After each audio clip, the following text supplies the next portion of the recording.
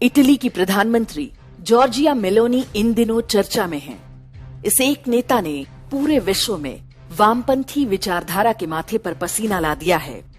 कारण है Giorgia Meloni की वैचारिक स्पष्टता और उस पर आधारित नीतियां। वे खुलकर बोलती हैं कि कम्युनिस्टों ने पूंजीवाद के साथ गठबंधन कर लिया है और अब वे मानवता को अपना गुलाम बनाना चाहते हैं। जॉर्जिया मेलोनी की पार्टी का नारा है गॉड, कंट्री एंड फैमिली, अर्थात ईश्वर, राष्ट्र और परिवार। यही वो तीनों आधार हैं जिनसे वामपंथी बहुत चिढ़ते हैं।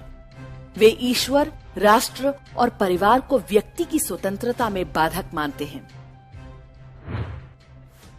सबसे पहले जॉर्जिया मेलोनी के भाषण का ये हिस्सा सुनिए जो सोशल मीडिया पर वायरल हो रहा है। कृपया मेरे कुछ प्रश्नों का उत्तर दीजिए। परिवार हमारा शत्रु क्यों है? परिवार से इतना डर क्यों? इन प्रश्नों का एक ही उत्तर है, क्योंकि परिवार हमारी पहचान है। हर वो व्यवस्था जो हमें एक व्यक्ति के रूप में परिभाषित करती है, उसे शत्रु सिद्ध कर दिया गया। वे चाहते हैं कि हमारी कोई पहचान न हो, हम एक गुलाम उपभोक्ता बनकर रह जाएं। इसलिए वो हमारी राष्ट्रीय और धार्मिक पहचान पर हमले करते हैं, हमारी लैंगिक पहचान पर हमले करते हैं, पारिवारिक पहचान पर हमले करते हैं। मैं अपनी पहचान इटालियन, ईसाई, महिला या माँ के रूप में नहीं कर सकती। वो मेरी नागरिकता, लिंग या अभिभावक के रूप में एक नंबर तय करना चाहते हैं, ताकि मैं एक संख्या मात्र रह जाऊं। जब मेरी कोई पहचान या जड़ें नहीं होंगी, तब मैं आसानी से उनके गुलाम बन सकूंगी, उनकी दया पर जी सकूंगी। इसे मैं आदर्श ग्राहक या द परफेक्ट कंज्यूमर कहती हूँ। इसलिए अब हमें डरना होगा, क्योंकि हम संख्या नहीं बनना चाहते। हमें मनुष्य के रूप में अपनी पहचान को बचाना ही होगा। हर मनुष्य अलग है। ईश्वर ने जेनेटिक रूप में हमें ऐसा ही बनाया है। हमें हर मनुष्य की पहचान की रक्षा करनी होगी। हमें ईश्वर, राष्ट्र और परिवार के विचारों की रक्षा करनी होगी। हमारी स्वतंत्रता के लिए इन्हें बचाना होगा। हम कभी उनके गुलाम नहीं बनेंगे, यही हमारा उद्देश्य है और इसीलिए आज हम यहाँ हैं। इस भाषण में जॉर्जिया मेलोनी अंतर्राष्ट्रीय स्तर पर पूंजीवादी शक्तियों और वामपंथ के गठजोड़ की ओर संकेत कर रही हैं। ये वो सच है जिसका शिकार आज हम में से अधिकांश लोग बन रहे हैं। लेकिन अधिकांश लोग जानते ही नहीं। जो जानते हैं वो चुप रहना ही पसंद करते हैं। अमेरिका आज वामपंथ और पूंजीवाद के गठजोड़ का अड्डा बन चुका है। प्रगतिशीलता, उदारता और समानता जैसे शब्दों की आड़ में अमेरिका आज पूरे विश्व में इस महामारी का निर्यात कर रहा है। ये एक तरह का सांस्कृतिक हमला है। एक योजना के अंतर्गत ईश्वर, राष्ट्रवाद और परिवार को बुरा शब्द बनाने के प्रयास हो रहे हैं। यहाँ ईश्वर से अर्थ सामाजिक नैतिकता से है।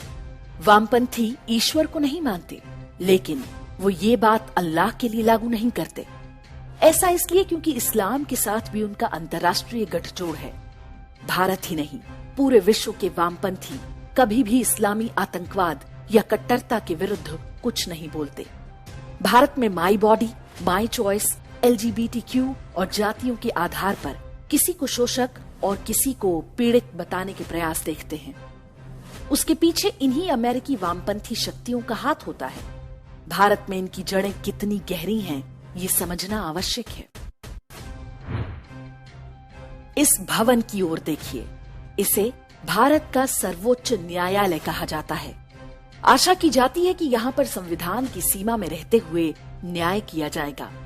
लेकिन आजकल यहाँ से अमेरिकी वामपंथी और वोक एजेंडा आगे बढ़ाने का काम हो रहा है। कुछ जज ऐसे ऐसे निर्णय और टिप्पणियां कर रहे हैं जिनका भारतीय समाज और संविधान से कोई लेना देना नहीं। यहाँ के कुछ जज हिंदू त्योहारों और परंपराओं पर भद्दी टिप्पणियां करते हैं। मैरिटल रेप, लैंगिक विविधता, गर्भपात नियम और महिला अधिकार की आड़ में उनके अधिकांश निर्णय परिवार व्यवस्था को तोड़ने वाले होते हैं। राष्ट्रवाद से उनकी चिढ़ इतनी है कि आतंकवादियों और नक्सलियों को छोड़ने में बहुत गर्व का अनुभव करते हैं। वे ये सुनिश्चित करते हैं कि किसी अपराधी को अधिक दंड न मिलने पाए। न्यायपालिका और सामान्य लोग भी इस वामपंथी मनोरोग का शिकार हैं। पुरुष ही नहीं, कई बार परिवारों की महिलाएं और बच्चे भी। जॉर्जिया मेलोनी ने इटली के लोगों को समझाया कि वामपंथी विचारधारा कैसे उनके देश और समाज को खोखला बना रही है। ईश्वर, राष्ट्र और परिवार किसी नागरिक की पहचान होते हैं और जब वो अपनी इस पहचान को त्याग देते हैं तो वामपंथ के चंगुल में फंस जाते हैं। ऐसे व्यक्ति को अपनी इच्छा अनुसार हाँकना आसान होता है।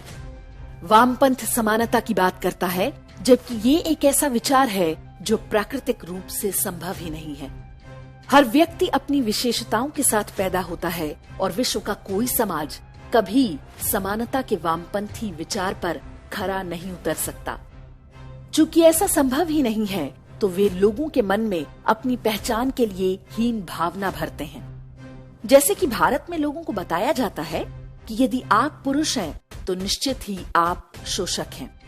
अमुक जाति के हैं तो आपने अन्य जातियों को बहुत सताया है। इसी हीन भावना को भरकर अमेरिकी समाज में ब्लैक लाइव्स मैटर यानी BLM जैसे आंदोलन पैदा किए गए। जॉर्जिया मेलोनी वामपंथ विरोधी और स्पष्टवादी हैं, इसलिए वो अंतर्राष्ट्रीय वामपंथी गिरोहों के निशाने पर हैं। प्रधानमंत्री नरेंद्र मोदी की तरह उन्हें भी फासिस्ट और इस्लामोफोबिक घोषित किया जा चुका है। उनके संबंध इटली के तानाशाह मुसोलिनी के साथ जोड़े जा रहे हैं। आने वाले दिनों में उन पर और भी हमले होंगे, लेकिन उन्होंने विश्व में बड़ी संख्या में लोगों को सोचने को विवश किया है। प्रोग्रेसिव, लिबरल और वोक के नाम पर जो विष हमारे समाज में घोला जा रहा है, उसका पीड़ित अंततः हमें ही बनना होगा। कोविड की विभीषिका का एक सबक ये भी है कि किसी भी संकट काल में ईश्वर, राष्ट्र और परिवार का ही आसरा होता है। वामपंथ एक वायरस है जो बस मौत बांट सकता है। इस्लाम के साथ मिलकर ये पहले से भी अधिक भयावह हो चुका है।